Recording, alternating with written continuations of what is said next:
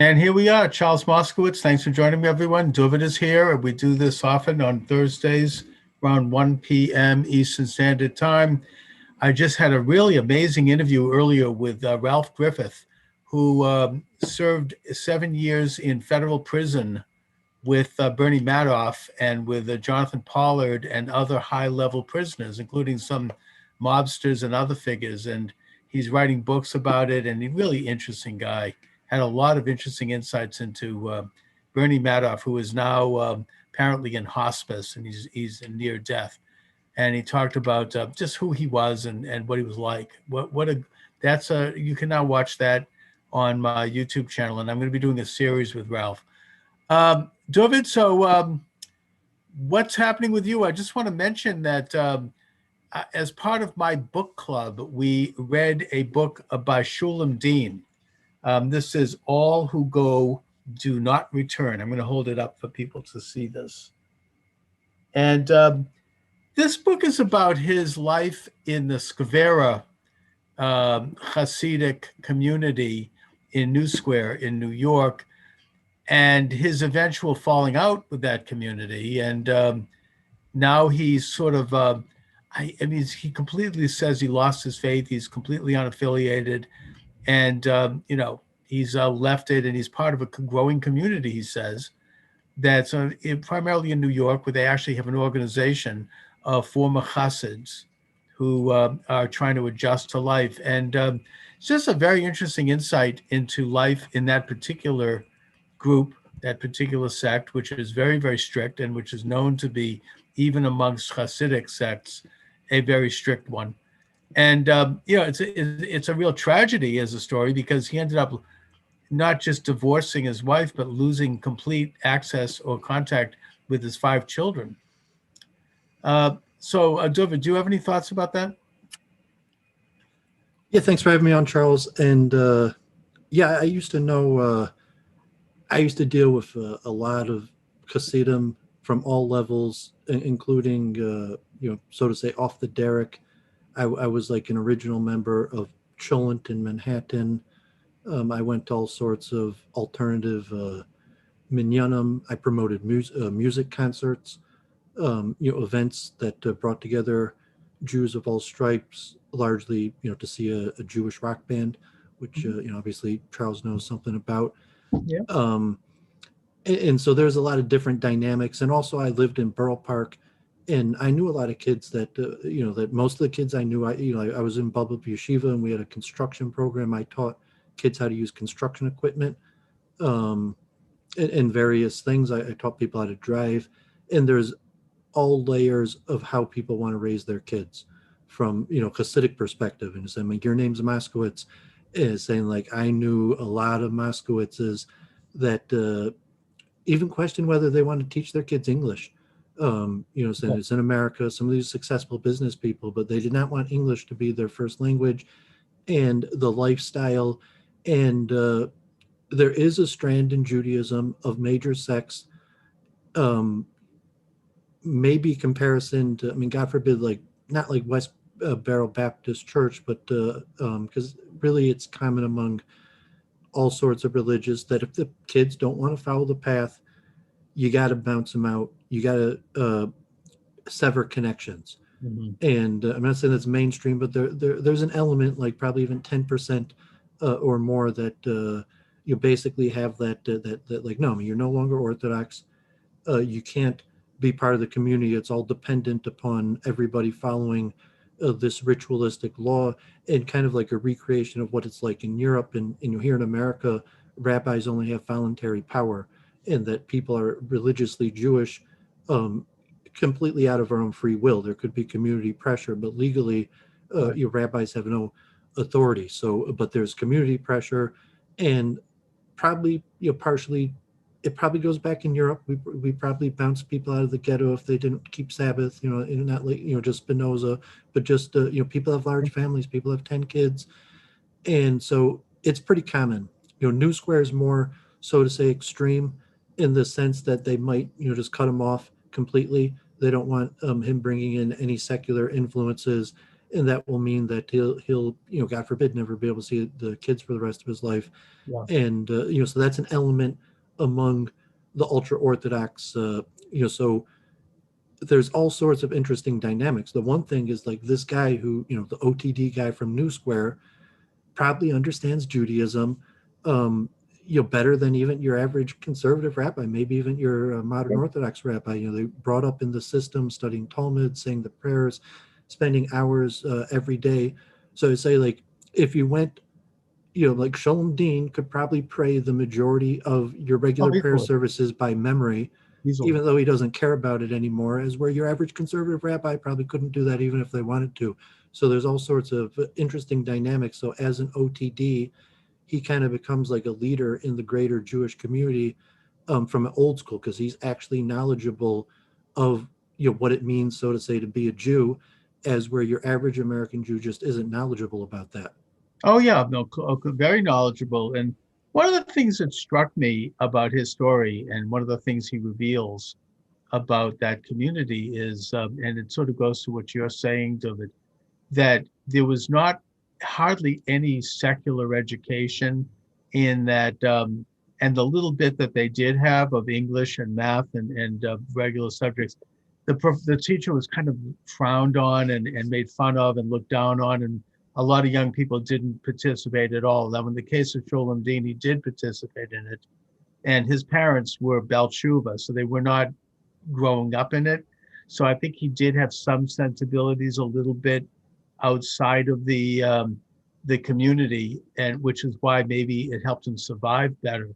But in a way, I mean, these people, the people that come out of it, they don't have any skills. I mean, they cannot get a job doing anything or other than simply studying Torah, which is a wonderful thing, but they're not functional in general society. And one of the people in my book group made the observation, which I thought was good, that it's comparable in a way to the Amish people of Pennsylvania and upstate New York, in that they're kind of off the grid and but the difference is that with the Amish, they actually have a profession. They're agricultural. I mean, they have farms and they understand business. And so, they're ultra religious, but they're also, they're able to operate. And if they can leave. In fact, they have a period where they do leave for a year and then they come back or not come back. But in the case of the Skverer community, which I think, again, it's maybe, as you say, a bit more extreme than any of the others, they're really like trapped in it. I mean, there's no alternative. They've got nothing. They're so totally separated from all other communities and so sequestered that they don't know anything else. They can't do anything else.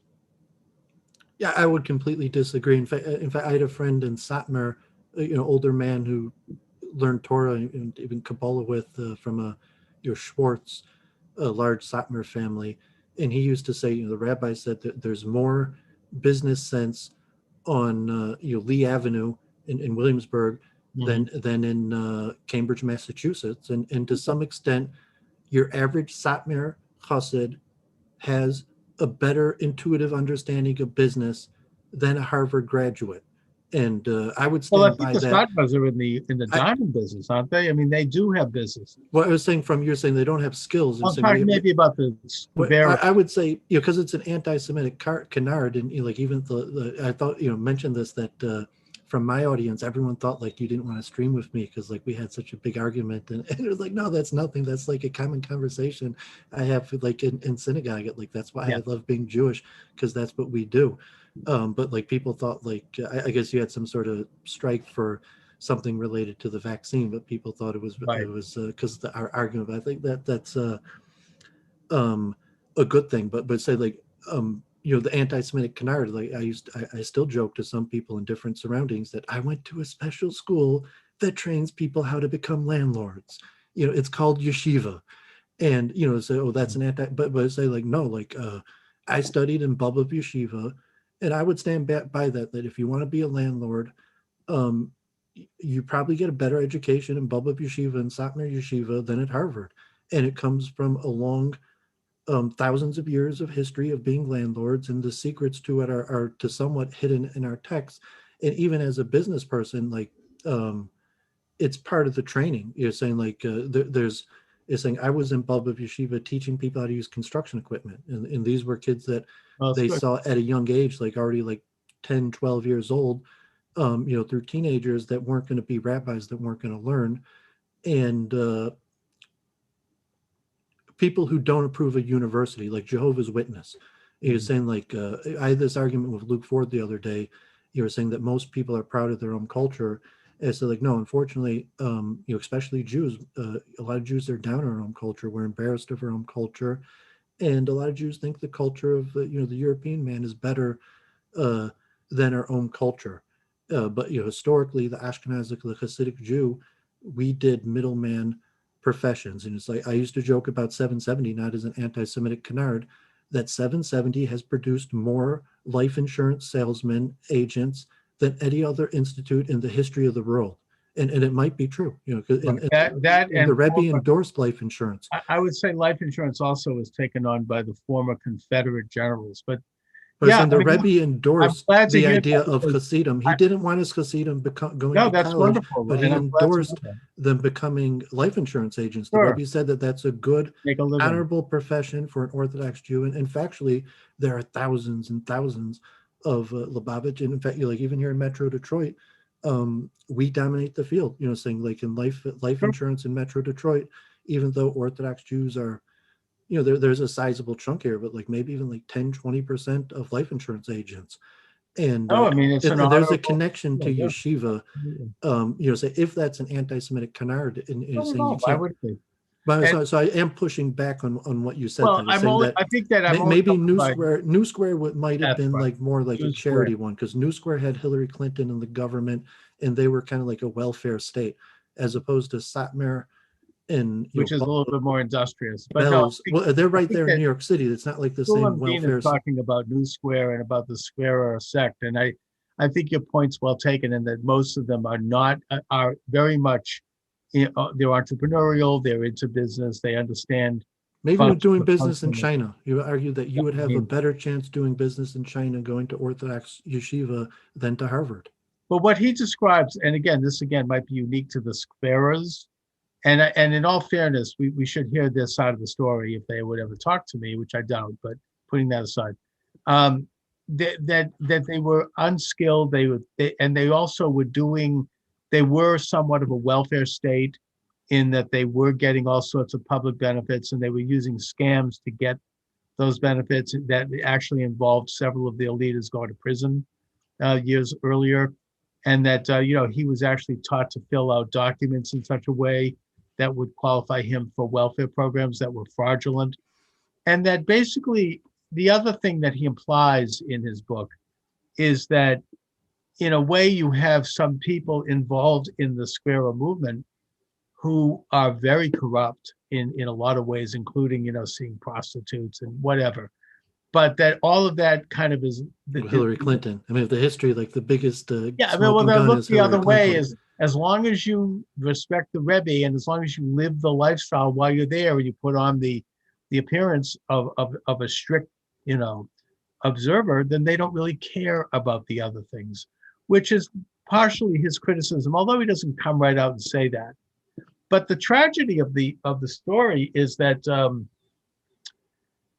he was excommunicated from the community because they said that he had influenced the son of one of the prominent families to leave, and that this son, apparently the father, had been beating him all his life, and there was a horrible family, but they were very influential, very central to the Skverers, and that the son had confided in him, and he had apparently influenced him, and he didn't deny that. And that the son went on to become a chemical engineer. He left completely, and he totally dropped out.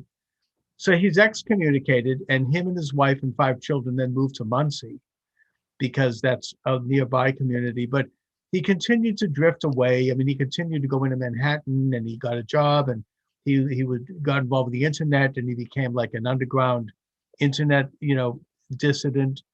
And he continued to push the envelope to the point where eventually they got a divorce, but and then he was eventually, the wife stopped speaking to him, except through an intermediary, and the children stopped speaking to him, and now he has no contact with the children at all.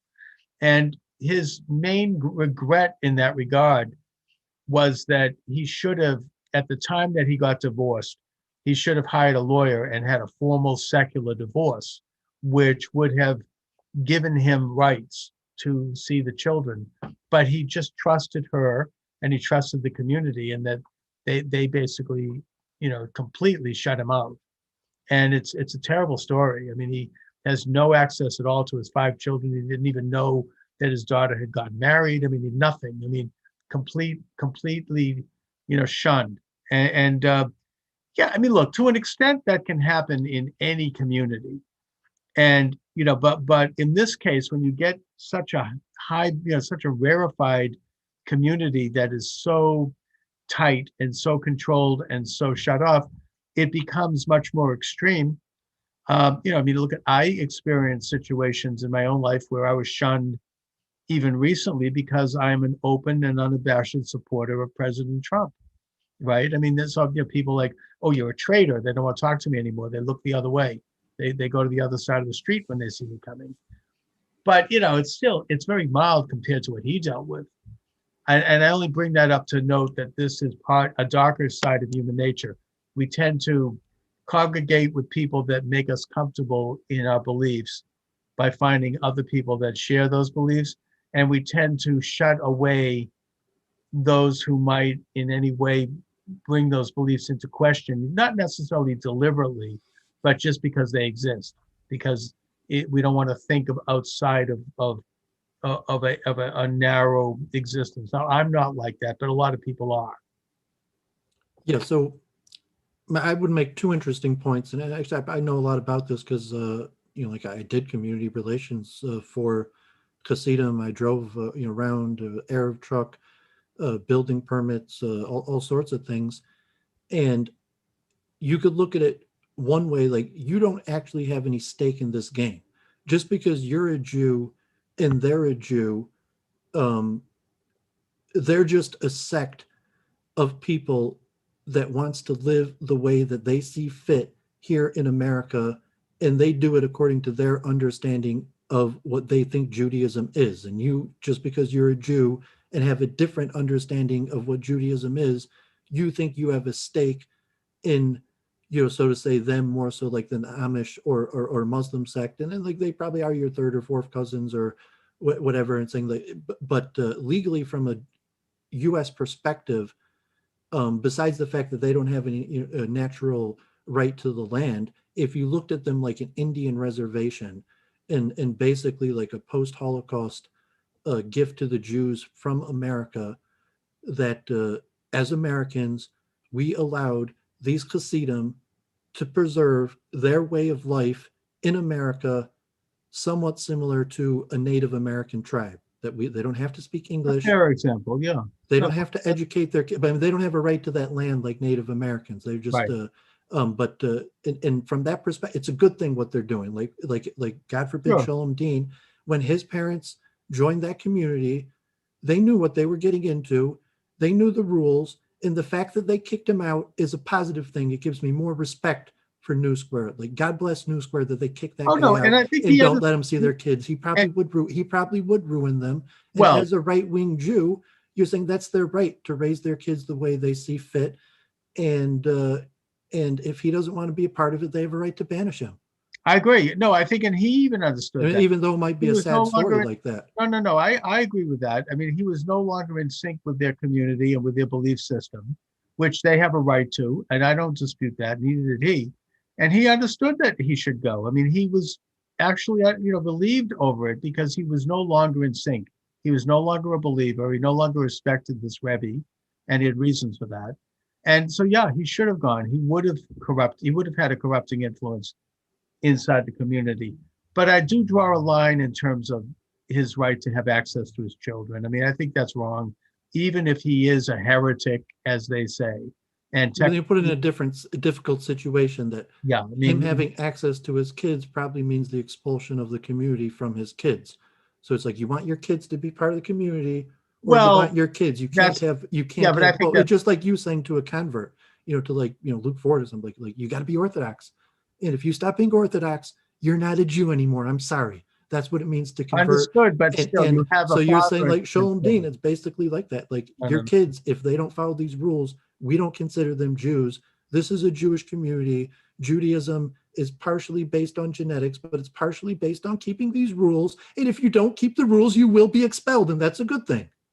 Yeah, but the thing is that if you look at this book, and I read the book carefully, and it's very interesting, he did maintain at least those rules while he was visiting his children. I mean, even though he personally was not involved in it anymore, he did keep the kosher home. He did keep everything.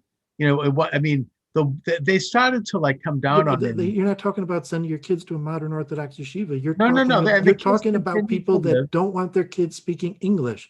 You say, No. okay, we live in America, but honestly, I do not want my kids to speak English. If they learn English, it's only a thing I'm teaching them because the government is forcing them to, or Yeah, but because he it's going to wasn't help them make trying a to living. influence. You're not He wasn't- talking about your modern Orthodox local shul where it's like, shh, that I don't really keep the halacha. You're No, no, talking no. about a people who have a David, cultic type I society understand where that, and everything is based upon the observance yeah, of these and rules, I that get it, if and people don't I keep them respect. to the full T, the society doesn't, it's going to fall No, apart. and I respect that, and look, they're trying to be observant, and they're trying to be believers, and I respect that immensely, even though it's not what my choice. I have nothing but respect for that, and I'm not criticizing that.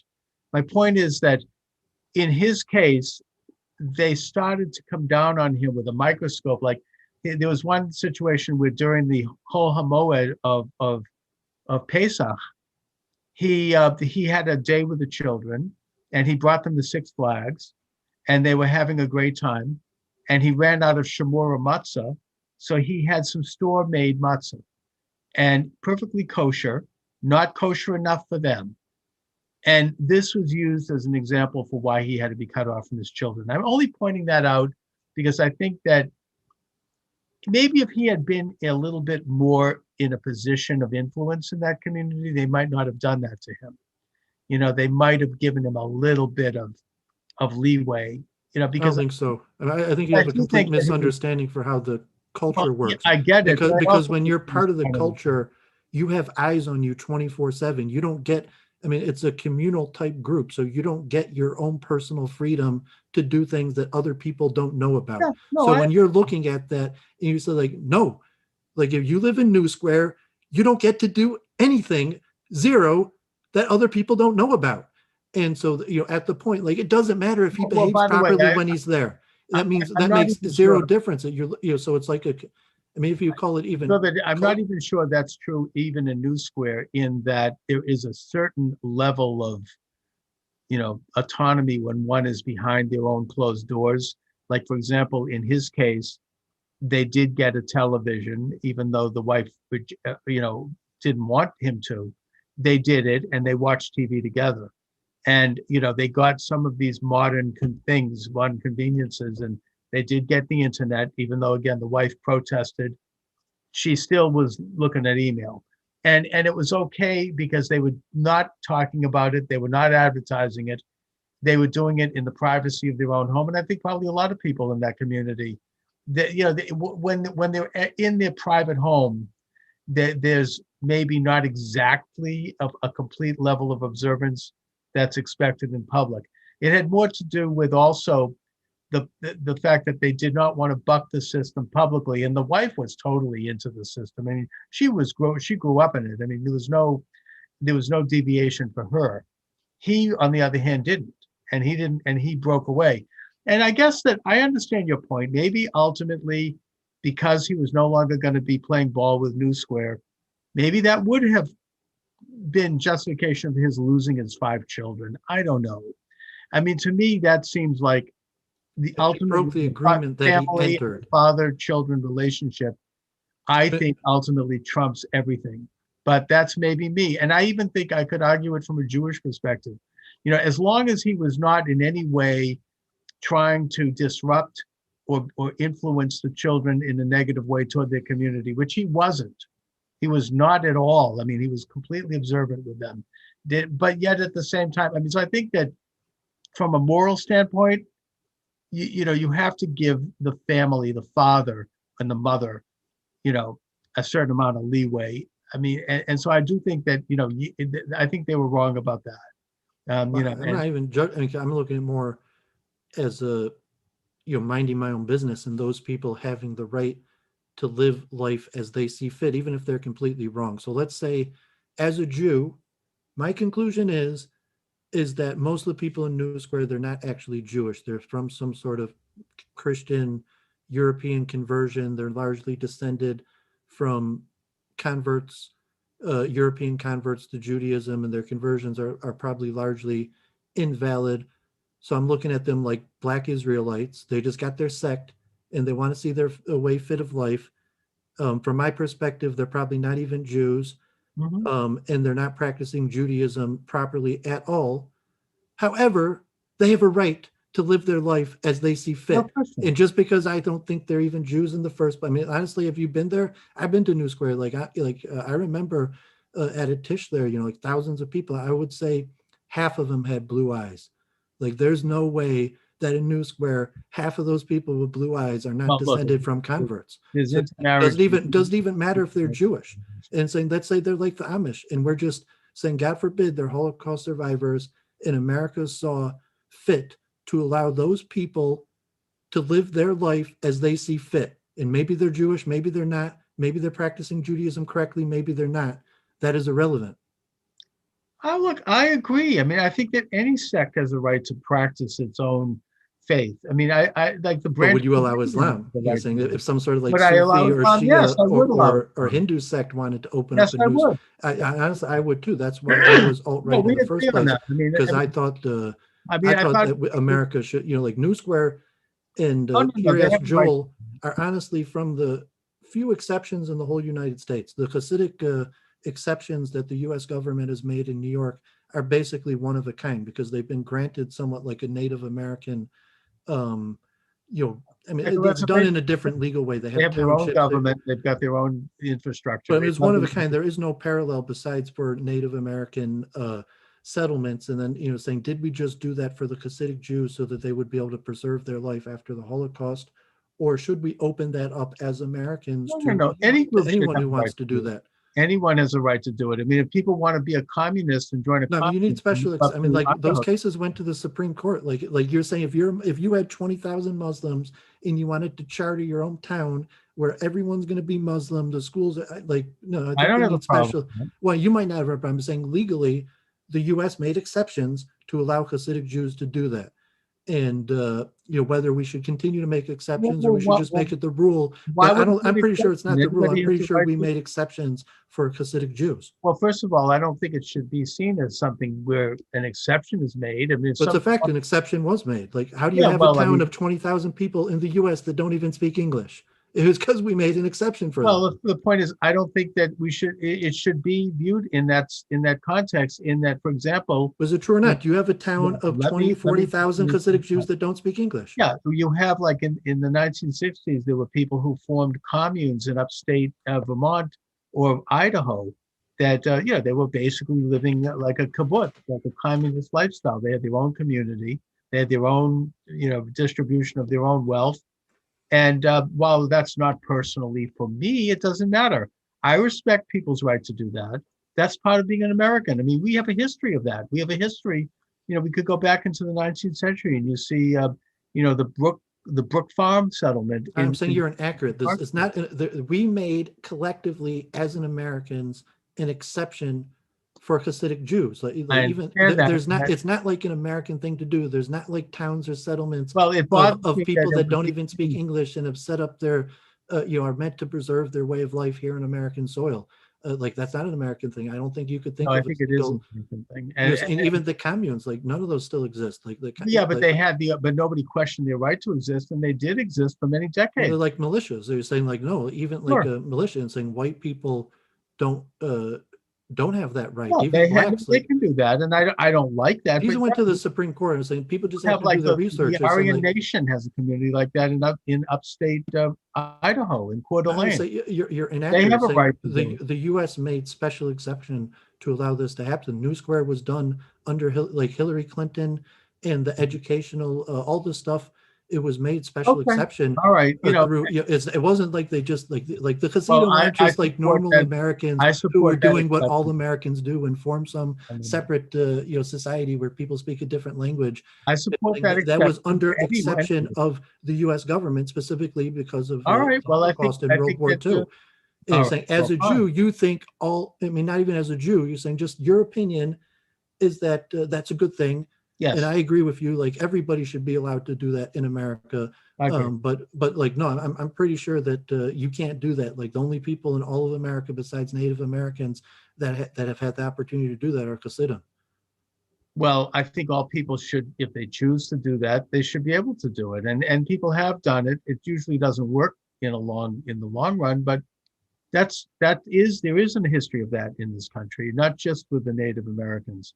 Spanish, there's a whole mayor and legal system where English isn't the official language. I mean, on paper that everyone speaks a different I don't language. know about that. I mean, I think it's like as someone descended from Yiddish speaking people, like God bless America, thank America for helping preserve Yiddish culture, even more so than Israel. I You're saying agree. like But although that I Israel think, has not made the same allowances for no, they Hasidim haven't. that America has. No, they Even haven't. In fact, Israel has cracked down historically. They are very much homogenizing the population. And there's also the right of return question. It's saying, does Shulem Deen deserve the right of return? And for what? To New Square?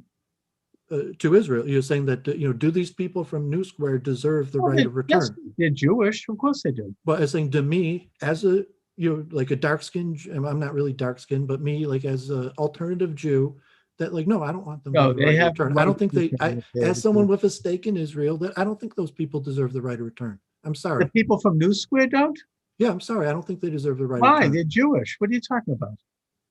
Well, I mean, you think they're Jewish, so you say. They have if somebody has a Jewish mother, then they are a Jew. I mean, under rabbinic understanding, and but I have a right to oppose that as someone like who wants to become Israeli. That like when I get to Israel, I could lobby that my fellow American Jews, like especially this and this group, shouldn't. I mean, it wouldn't be successful. You could take it up for the sake of argument. But that's you're saying unquestionably these people in New Square have a right of return. Unquestionably, in the same way that any other Jew does. Yes, I mean, and I think that's under Jewish law. In the same way, or more so, as Israel, does it make sense that we're preserving European Hasidic heritage here on American soil? And saying, from America's perspective, maybe America says, of course, because you hear about the Holocaust and what happened to Jews in Europe, like, of course, we're helping them preserve their traditions here on American soil. That you think, well, doesn't Israel seem like a more logical place to do that? Well, Israel. And then what if the answer is no? You're saying no, actually, like it doesn't make sense to preserve that. I didn't say no. Israel does have Hasidic sects. They have Bnei Brak. They have in Jerusalem. There's a major Hasidic population. I've seen it. I've been to Jerusalem. So have you. So they have Hasidic in Israel. There's no place. I mean, they have like some Hasidic settlements, but I don't think they have like a whole town where it's governed by Hasidim. Bnei Brak? Have you ever been there? Yeah, I mean, Bnei Brak is a municipality outside of Tel Aviv. Like I've been there, but it's very not like. Hasidic. But it's not. New Square is like 95% Hasidim. Like even Bnei Brak is only. There's still like secular people and people like clean shaven. You would stand like if you went to New Square, you would be the only clean shaven person there. Well, so like Bnei Brak, there's clean shaven people all over the place. If you went to New Square, the average Hasidic kid there, you would convince them that you're a Jew. They would see that you're shaven. Greater Tel Aviv that are like that. I'm telling you, there's not. Like I was saying, I lived in Israel. I've been to these Hasidic places. You don't have places where Hasidim completely dominate. I mean, you have Orthodox areas that are dominated, might be 70% Orthodox, 50, 60% Hasidic, but it's not like New Square. That's basically 96, 95% Hasidic. There's nothing in Israel like that. They're probably, I suppose if they really wanted that, they could probably set up a kibbutz. I mean, my cousin lived on a kibbutz, which was Orthodox. Like they would have if Israel let them. You know what I'm saying? Like, because there's a lot of Hasidim in Israel. So in Israel, they couldn't set up a kibbutz if they wanted to? Or a moshav? I mean, I have a cousin who lived on an modern Orthodox kibbutz, and everybody on the kibbutz was modern Orthodox. Yeah, but the Hasidic sect is different than I I'm mean, just because a saying, I mean, I Hasidic think that sect isn't just Orthodox. Like you're, like I Orthodox, I understand that, keep the but I rules. think that Hasidic sect means we have a way of doing everything. And sure, if you're part of the group, you basically should do it our way you for have to everything. go, you have to go their way or the So highway. just being But Orthodox isn't enough. I get it. But my point is that I think that if you had Hasidic Jews who wanted to get together and set up such a community in Israel, they could do it just like any other group that sets up a kibbutz. That's all. They have very substantial neighborhoods there. They have a lot of influence there. Something, by the way, an interesting comment. I mean, not to diverge here, but I don't know if you've read the works of Rabbi Marvin Anselman, the late Rabbi Anselman. I still haven't. I've heard you mention him a bunch of times. Very, very good books. I mean, to eliminate the opiate. Um, and a comment that he made, and he lived half the year in Israel, half the year actually here in Providence, Rhode Island, where he was a chemist, I believe, and a rabbi.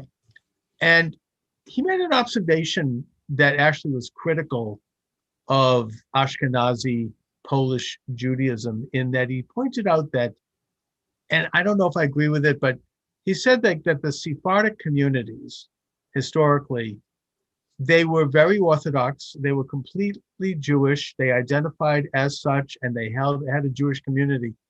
But at the same time, they lived cheek by jowl with Catholics and with Protestants, and they did business with non-Jews all the time, and they were completely comfortable in European society. But it in no way compromised their identity as Jews. And he felt that the Ashkenazic Polish community was shutting itself off too much from the rest of the world, from the non-Jewish world, from the secular Jewish world, and that they had become too insular. And the result was that there was actually a diminution in real faith and growth and development. And again, I'm not talking about this because I don't respect anyone's right to observe their faith either individually or collectively in any way they want. But it's simply an interesting social observation on his part, and I think that there's a lot of truth to it. Yeah, I mean, so you say if you're as an American or as a Jew, and a lot of the people there's more Jews who probably oppose New Square than non-Jews. The support of New Square probably largely comes Probably. from non-Jews, but that most Jews don't think that those guys have a right to preserve their Judaism. It's largely non-Jews that are protecting those guys' right to preserve, their version Right. of your Judaism. But I mean, there's all sorts of Well, I mean, is New Square under some kind of siege? I don't think anyone's preventing them from existing as a community, either Jew well, there or. was some legal trouble. They had troubles with I think their chicken slaughterhouse from their neighbors, like water. I mean, mostly with the local zoning with non-Jewish neighbors and the education. And most of the complaint about the education is coming from, Jews or even people that left the system. And Well, what's the nature of that complaint? well, I mean, the complaint, if you're, like Yafet, I guess, Naftali Master is the big name, but all sorts of Hasidim that went through the system and then, left becoming Hasidic and realized that they didn't have a good education and they're not qualified. Well, that's like Shulem Deen. Yeah. So, I mean, say he, realized that he was unqualified and he might have been misled that, the assumption in New Square that like any one of those guys who left was going to, easily, instantly become a millionaire. Maybe they had a perception like that there, when in reality is that, most of those people have less a chance to succeed. I mean, they might have light features. So it's interesting to see, how much does having light features really benefit you in America? You mean that they can assimilate into the non-Jewish world, or? Well, I mean, in New York City, having light features doesn't really help you assimilate. But you're saying that really people in New Square have less education and training for American society than Right. African Americans than anybody, and have very little chance of succeeding unless some of them are very smart and end up in business, or they have Sure. methods. He ended up okay. He was in computer science, but he said some of his colleagues, especially when they started to need to make a living, they couldn't even really read, or they couldn't. It was really Hillary Clinton. Maybe we could do a whole show on this sometime. I'm not the expert, but I mean, Hillary Clinton turned it into a welfare state. The reason, Shulem Deen like that, because his rabbis And by the way, that's a very people conspired with Hillary Clinton yeah, but to turn New Square into a welfare state. But don't you think that's a corrupting element? Like, for example, I recently saw a quote from I wanted to make one more historical point. Maybe you would agree with me, and that I would say likely throughout the majority of Jewish history that probably half of the Jewish community did not have the language skills to communicate with the goyim. And they were said like, oh, Jews were always educated. They could always read in two languages, at least, Hebrew in the country, as saying that's probably inaccurate. And even like in Poland, certainly, it was a minority of Jews that even spoke Polish. Like during the Holocaust, people don't appreciate that those people had no common language to talk to each other in. And throughout most of Jewish history, there was probably a minority of the Jewish populations, mostly adult males, that were educated, some of them extremely well educated, and dealt with goyim. But probably half of the Jewish community on average for the thousands of years, not just in Europe, but all over the world, they probably couldn't speak more than a few words. I mean, not like they're dumb, but saying that they were internally in a Jewish culture and they were protected and they couldn't even speak the same language. If you're in New Square and you say, I want to protect my religion like the Amish, and the best way to protect that is to not even speak the language that the Goyim speak. And that was always, I mean, if you look in our literature and even New Square till today, because it's so hated by most Jews because of the sexism, but it's designed that way. Like the rabbis wrote in our literature that you purposely don't teach the women the language of the land. And like maybe in the past 150 years, it turned to where with public education that women get more educated than men. But historically, we purposely did not teach our women the language of the land. And in a Jewish society, it probably was only the adult males. I'm talking in Europe in for 1,000 years history, and maybe you have a different impression. You think like 1,000 years ago in Europe, like all the women knew how to speak, French and all these various languages, or Polish and these languages. Well, first of all, I mean, I don't know enough about it, but my impression is that generally speaking, Jewish communities going back to Roman times, right up through to modern times, generally did speak the language of the lingua franca. Maybe the adult educated males, but internally we had a protected core of women and children that we maybe even encourage not to speak the language. No, I think that might have changed in the Eastern European Pale of Settlement, which is really the Polish regions, where you had so many Jews in that region. At some point, that probably you had 80% of world Jewry living there. That there was no longer a need to speak the Polish or Russian or Ukrainian. That people could get away with just speaking the local language of their community because they never even left the community. But even in that context, I don't know if it was necessarily something imperative to preserving the culture. And there's an interesting book I read a while ago about Polish Jewry. Or even the intrinsic sexism, to say that we purposely didn't want our women educated. Well, I was about even in New Square today, that women, Hasidic women usually have better education than the men in secular. Well, that's what I was. But historically, the rabbi said, we don't want our women being too educated. Well, even in the Polish communities, according to this book I read, which I can't remember the name of, but it was pretty comprehensive. The model was often that the men would be kept in the community to study Talmud, while the women actually would go off and learn a trade, or they would go to like a fancy French college, and if you were wealthy, and they would post-urbanization. I mean, what about pre-urbanization? Saying that you're talking the last 250 years. I'm talking about maybe the past maybe 300 or 400 years. I mean, they didn't let women. There weren't any Jewish women doctors more than 200 years ago. No, the Jewish academies where there were famous Jews who were Renaissance men. There were a handful of Renaissance adult Jewish males. And no women went to university for probably 500 years in Europe. Well, I don't think anybody, for example, going back to Shulem Deen's book, in New Square, even none male or female, they didn't go to university. And the young women actually were allowed to have a little bit more leeway in terms of reading secular books and having secular entertainments than the men. And there was one scene where he actually is visiting a friend, and the sister had these kind of secularish books, and he was kind of sneaking a peek at some of those books. And she's like, you can't read those. Those aren't for you. and yet and that was in New Square, perfectly permissible. So I think that actually is even part of the tradition there, that women do have a little bit more leeway when it comes to those things. The men are expected to be strict Talmudic study, nothing else. That's their function. Well, I mean, the big culture, like, I mean, to put it straightforward, is going to be the sexual immorality, that you really have to completely cut yourself off from larger society.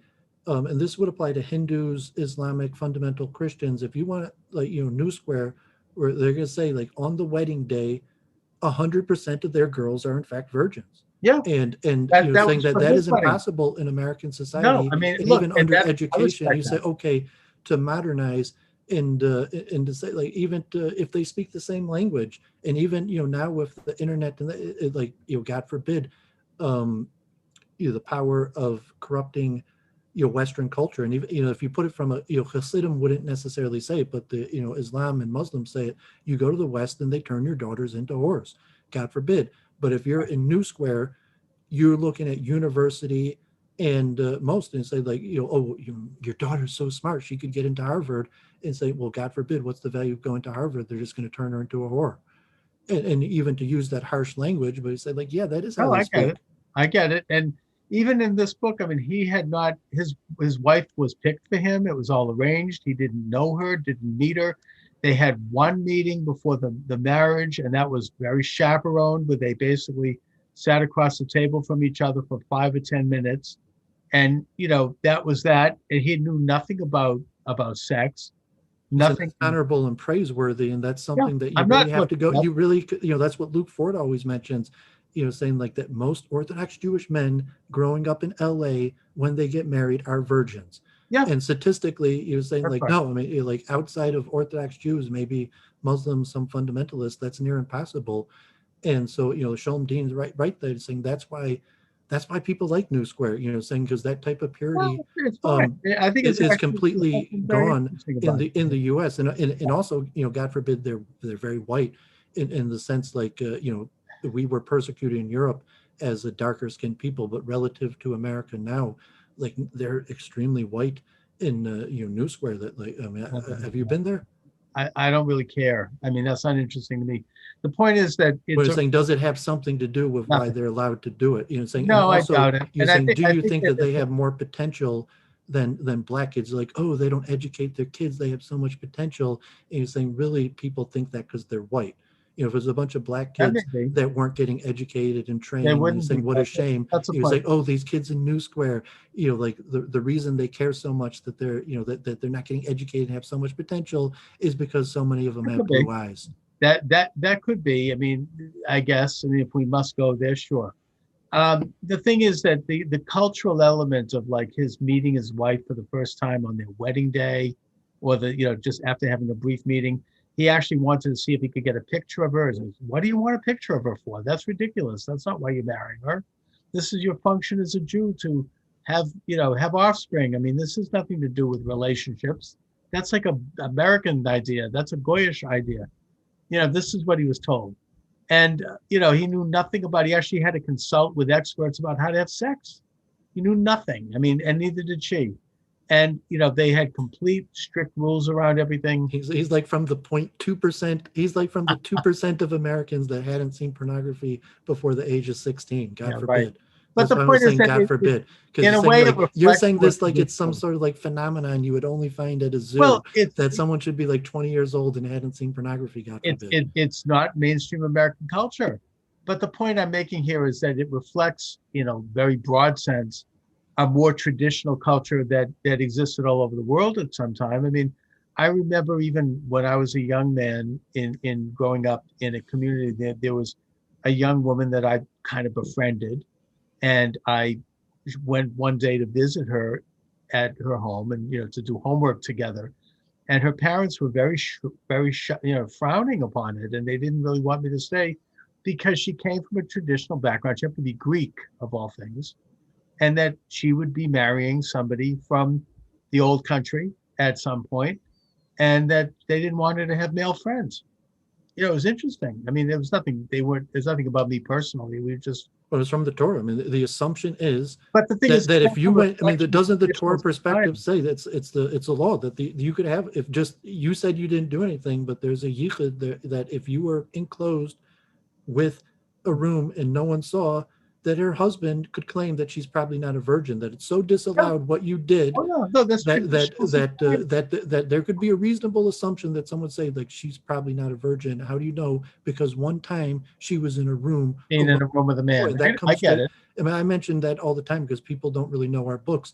That in terms of gender segregation, men and women, there is almost nothing in Sharia law that doesn't come straight from the Talmud And by the way, as I or said, Abrahamic, so this, to say, this Abrahamic law. That look, likely our ancestors, when we followed Abrahamic law, was probably similar to, maybe even Saudi Arabia well, I mean, it reflects traditional and Muslim thousands of years society ago. too. I mean, and traditional American society, Christian societies, But yeah, I mean, in very Israel, they made that fundamental. movie. You could get kicked out of school for talking to a boy in an Orthodox girls' school. Sure. She could have been expelled for that. And you think, oh, Oh you're yeah. just a nice boy trying to help out with her math. But no, I get And it. And it's a very traditional, for probably it's kind of even a universal theme. If you go to any culture, if you go to Japanese culture, it's probably not that different. These are, gender segregation is a big deal. I mean, I see because I went to Orthodox schools and gender, all boys schools, even as an adult. But then with Indians or Muslims, in America, most Americans have absolutely no idea how oh to yeah, handle no. gender segregation. Even like the Hare Krishna temple near my house, they have gender segregation, and your average person just doesn't get it. They come in and they say all the women on one side and all the men on the other side, and most people they're like, no, I don't want to do this. I don't want to stand on the Well, men's we side or have the in women's America, side. we And have the idea of egalitarianism, but the point is that, yeah, I think most places around the world that gender segregation is actually pretty common. yeah, I agree. I mean, it's a traditional, conventional, even understanding of society, probably up till maybe about 200, 300 years ago when you started to develop egalitarianism in the Western societies. No question. Now, maybe in the case of Judaism, it might have been even a little bit extra extreme because in a lot of ways we're extra extreme in every sense because we're more strict to Talmudic law. But nevertheless, in the broad sense, it is not atypical of traditional societies to have that kind of separation between the sexes. So anyway, Dooovid, I want to bring up one more little thing here because, and this is a completely off the subject issue. It has nothing to do with Judaism, but it has to do with politics in Michigan, since that's where you are. The a Michigan judge has now ruled that Michigan Secretary of State Jocelyn Benson was not conducting lawful activity when she decided using a fiat rule as opposed to going through the state legislature, which is what the Constitution says you're supposed to do, Article 2, that she would change the laws with regard to absentee voting in her state. In other words, what she said was that an absentee ballot coming into the state no longer had to have such strict adherence to signature matching, so that when you have an absentee ballot, you usually have an application on file at the clerk's office in your voting district with your signature. And if you send in an absentee ballot, the clerk is supposed to match that signature to the signature that you use when you sign the absentee ballot. And if it doesn't match that signature, then it's not valid. And she lessened that rule by saying that it didn't have to match. It could be, she said, like faintly like the signature. And so thus she watered down the rules about signature matching. Now, that's bad enough, in my opinion, because that opens the door to forgery. But even if that were something that was appropriate under any circumstances, which I can't imagine why it would be, the laws about elections are supposed to be conducted by the state legislature in the open, with debate, with testimony, with witnesses, and with a vote. And that is in the US Constitution. Article 2, Section 2 says that all election laws are to be decided by state legislators, not by secretaries of states, not by governors, and not by judges. And so now a local judge has basically stated this and has agreed with one of the contentions of the Trump campaign, which was that 4 states, Michigan, Pennsylvania, Wisconsin, and Georgia, were tampering with election laws outside of their state legislators. So this vindicates Trump. Now it's too late now. We don't know how many votes were creatively counted that had been absentee votes. And who knows who the clerks were who was deciding whether or not signatures had matched. But I think it's safe to say that it's another piece of evidence that, at least in Michigan, and I think it reflects a lot of states, that election had been corrupted. What do you think? Yeah, I mean, just hearing you say that, like, because I hadn't looked into it, and trying to avoid too much election politics. Like, Jocelyn Benson is an extremely intelligent, ambitious woman, Yeah, and yes, she probably did purposely do this. And the one thing you note, like, Jocelyn Benson as Secretary of State is probably like below her pay grade. You're saying, like, compared to Governor Whitmer, like, Jocelyn Benson is a much more qualified, intelligent person. Like, she went to Harvard Law School. She was the dean of Wayne State Law School. She how left wing? on the board of directors of the SPLC. Like, not just How far to the left is she, Dooovid? well, I think she probably purposely took this job below her pay grade, to do what she did, and saying, like, it's not a big secret. Everyone knew that she was on the board of directors for the SPLC when she ran for the job. Wow. It came out, there was newspaper articles about it. This is what she said she was going to do, and it's saying, like, she's not dumb. No. And it's saying she went to Harvard Law School. She was the dean of Wayne State Law School, and she was, like, she had the job of personally handing out money for Stephen Ross, like a huge billionaire, over $20 billion, that she quit Wayne State Law School to basically hand out money for Stephen Ross. And who was she handing the money to? Her, I mean, I guess she was an athlete, so she had some sort of athletic. You have to look into, but her the specific foundation. What political groups was she giving it to? It was actually athletic, like the foundation. But he probably gives money to his voting rights stuff also, although Stephen Ross has more right-wing lean. But I'm saying she was below her pay grade. She could have ran for senator. I'm saying, like, Jocelyn Benson's probably more qualified and intelligent than Governor Whitmer. Why she thinks this way, why this was her agenda. But, like, yes, she knew this was what she was going to do before she ran. She planned on doing it. She executed it. It was the SPLC's game plan, whether she came up on her own or someone at the SPLC told her to do it, or whatever the strategy was.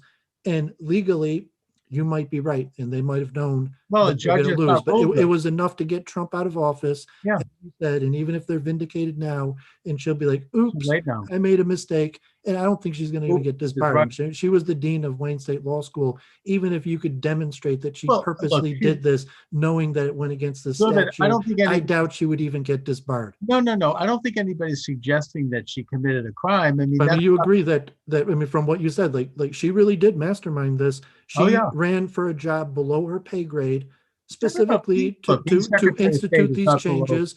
And what she did was instrumental in defeating Trump. Saying that Jocelyn Benson and a handful of women basically defeated Trump, and saying she really probably hated this guy, that she took a job below her pay grade just to defeat. I mean, she had other reasons also. And obviously she thought like this probably, since she went to Harvard and worked for the SPLC, but she went below her pay grade in order to defeat Trump. Again, I don't you agree you agree with my interpretation. Well, first of all, I don't think that being a constitutional officer like Secretary of State is below someone's pay grade. It might be a stepping stone, but definitely in terms of money, she's sure, she $150,000 a year or whatever, and where she was just handing out money for a billionaire.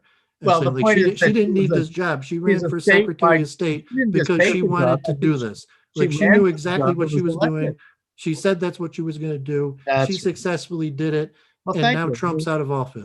Yeah, that's exactly what I've been saying. I don't know how far we can talk about this on YouTube, because I might end Well, up just mentioned getting that another. like nothing is new. She said exactly this when she ran for Secretary of State. She said exactly that What this did is she what say? she planned on doing. This is why she ran. What did she And say? you I'm just sorry. demonstrate how intelligent she is that I mean, Dooovid, give me some details on that. When she ran for Secretary of State, did she say she was going to try to use her office to drive Trump out of office? I mean, what did she say? I'm sure she wasn't that blunt about it.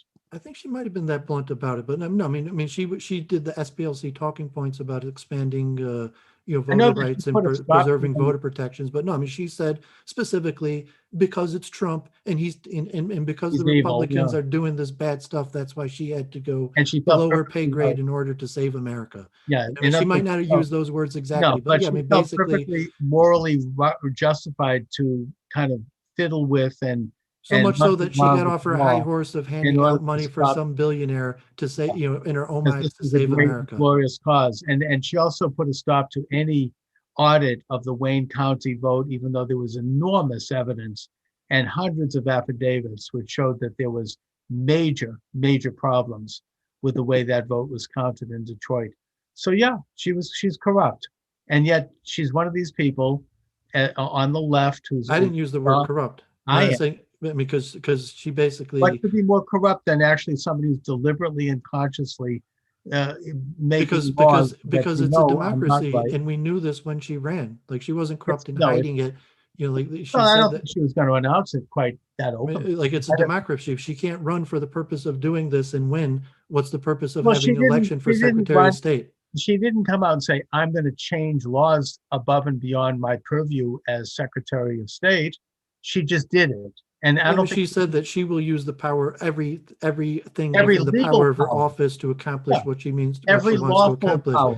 I mean, But she's the she dean didn't. of the law school. She's not going to explain Yeah, that to so a she bunch knew of. full well what she was doing, and she said she'd use every lawful power of her office. But the point is that this particular monkeying around with election law was extra lawful.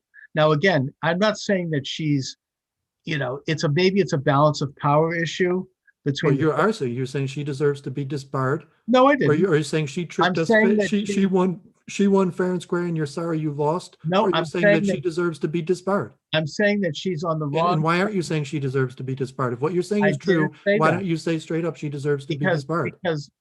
because she's involved in a balance of power issue between her office and the state legislature, and that these are things that both sides try to push the envelope on the other, and it's the job of each branch of government to balance the other branch and say, you're overstepping yourself, you can't do this.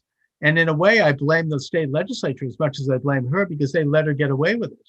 The point, Well, and I'm saying like and by the way, it's not because just but it's Michigan, saying either. you're just figuring out now Pennsylvania, what everyone knew when she ran. state legislators all over the country did not realize. This is one of the things we can learn from Well, I this was saying it's election. the ineptitude and incompetence of the Republicans in Michigan, because No, every they did Republican in not Michigan knew actually it. call this They up. should have known that this was I exactly agree. what she was going to do. And they should Like have any understood. thinking Republican, like you just have to check the Well, the SPLC thing is webpage. that They know what she they was going to didn't try to do. understand their proper role, constitutional role as a state legislature. And neither did the people in other states either, because they hadn't confronted this kind of thing before, and because they hadn't used those powers. And one of the lessons of this whole election is that local governments, state legislators, state reps, and state senators have constitutional prerogatives and powers that they need to exercise. And that includes election regulation, not leave it up to people who don't have that kind of power. Because if they do, then people who don't have that legal power, like a Secretary of State, is going to take advantage of it and take that power. Doesn't mean that she did something actually illegal.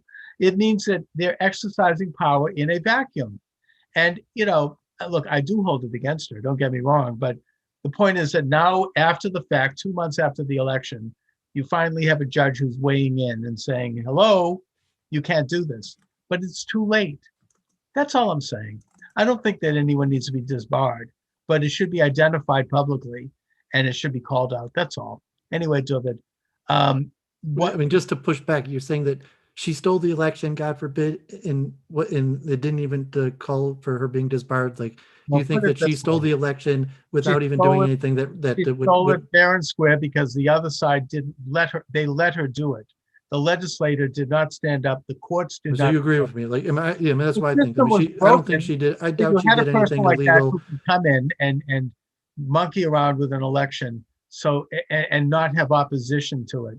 I mean, That's smart politics. that's why she's a good lawyer. I mean, like the goal of Yeah. a good lawyer is, like Alan Dershowitz, saying you're a defense lawyer. Your goal is to get the person found not guilty, and saying she did everything within the legal power to accomplish her goals, and largely she did that. Yeah, She could I mean, probably I go on to be governor or senator if she wanted. probably could. And I mean, the question of whether or not she was operating in her legal powers, that's above my pay grade. I don't know that. I think that she probably was. Yeah, I mean, she's the Harvard or Shulem Deen of law That's school. right. She's a smart lawyer. It's like the Clintons. They knew always were a little step ahead of the law.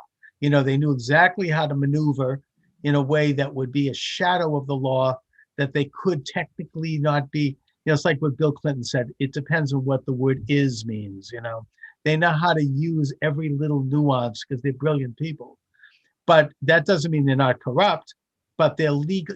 Technically, if you look at a very thin line, they're just a little bit on the side of the law on that line, to the point where they cannot be charged with something.